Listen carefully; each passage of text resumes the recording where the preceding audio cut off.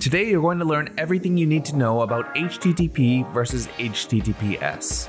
We'll talk about the difference between these two protocols, how SSL and TLS encryption work, where you can get a free SSL certificate and why you might not want to do that, and we'll finish things off with finding and fixing HTTPS related issues on your website. Let's get started by defining HTTP. HTTP stands for Hypertext Transfer Protocol, which is basically a method to fetch resources such as HTML documents and images. For example, when you submit a request by entering a URL in your browser's address bar or by submitting a form on a page, a request is sent from your computer to the website's server. And that data will travel through the internet as plain text until it reaches the server where the website is hosted. The server will then send back a response to that request, and your browser will render or show that data the way it's intended. Now, everything seems well and good, but the problem happens when we add hackers to the equation. Because the information is sent as text, attackers are able to intercept and extract potentially sensitive information while it travels to and from web servers. So that might be things like your name, usernames, address, credit card number, and passwords. That's where HTTPS helps. HTTPS is basically HTTP, but with security features. And you can tell whether a website is using HTTPS by looking for a lock icon in the address bar. Now, when you submit your request via HTTPS, that information is encrypted before it travels across the internet to the web server. So when an attacker intercepts that data, they won't know the details of your request to the web server because the information will be scrambled.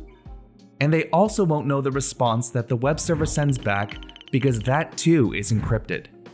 HTTPS is now the main protocol for transferring data across the web because it protects people's information from being compromised.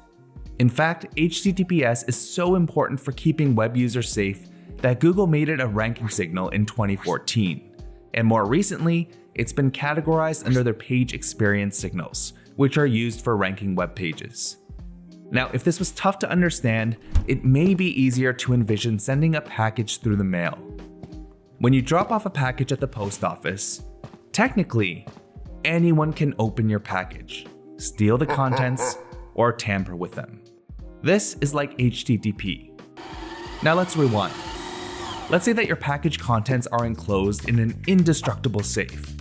Sure, people can remove the packaging, but only the people with a key will be able to see what's inside the safe. That's like HTTPS. Now, the way HTTPS secures your data is by using one of two cryptographic protocols, SSL or TLS. SSL stands for Secure Sockets Layer, and it helps to authenticate the identity of a website so a secure HTTP session can happen between the client and the server. Here's how it works in a nutshell. When you try to connect to a website that's using SSL, the browser asks the server to identify itself. This process is known as authentication. The browser essentially says to the server, "Hey, I'm looking for x.com. I think that's you, but I want to be sure. Can you send me some proof?" So the server will be like, "Howdy, yep, that's me, and here's my SSL certificate to prove it." And when both parties are happy that everything looks legit, they'll do a virtual handshake and agree to send encrypted data to one another.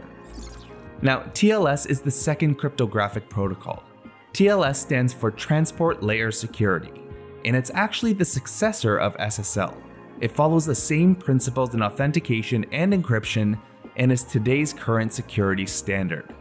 Now, if your website isn't using HTTPS, then you'll need to get an SSL or TLS certificate.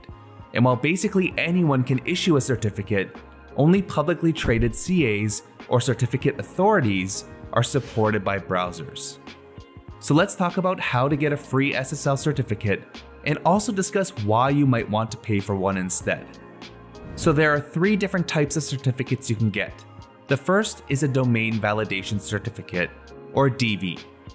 This is your entry-level TLS certificate, and it provides the most basic level of security. You can get one for free at let'sencrypt.org and follow their instructions to install it. Alternatively, your web hosting company may already have a user-friendly way to install an SSL with a free service provider like Let's Encrypt. For example, in SiteGround Site Tools, you can install a Let's Encrypt SSL for your domain with just a few clicks.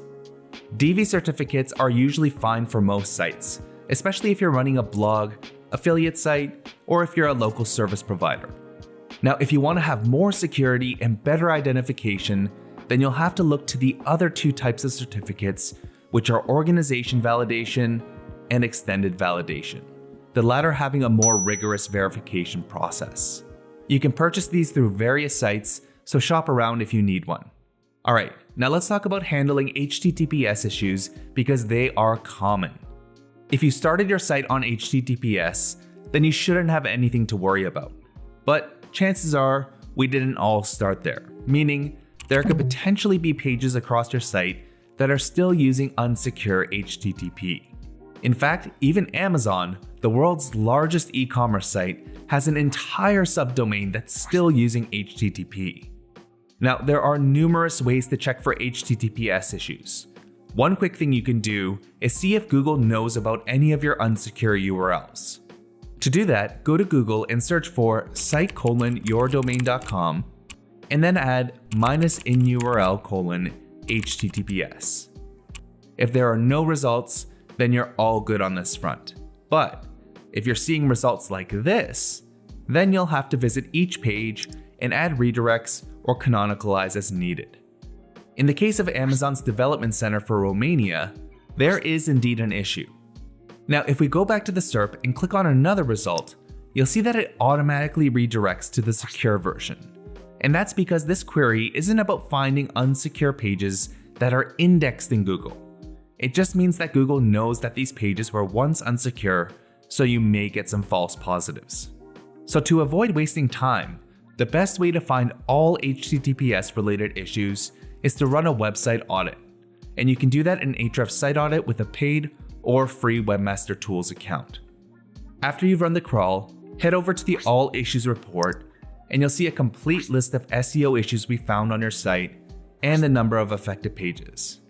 Now, if you do a search for HTTP, you'll see this issue, which shows that we have 7 pages on our site where HTTPS pages have internal links to HTTP pages. Hit the caret and you'll get details on the issue and instructions on how to fix them. Now, to actually see which URLs are affected, just click on the number beside the issue name and you'll know exactly where these issues occurred. HTTPS is the standard, and as more and more people become aware of internet security, you'll need to have this for your website as the bare minimum. So go and do that, and if you want to learn more about search engine optimization, we have a full course that'll teach you how to get more organic traffic to your site and keep your site in good technical health. I'll see you in the next tutorial.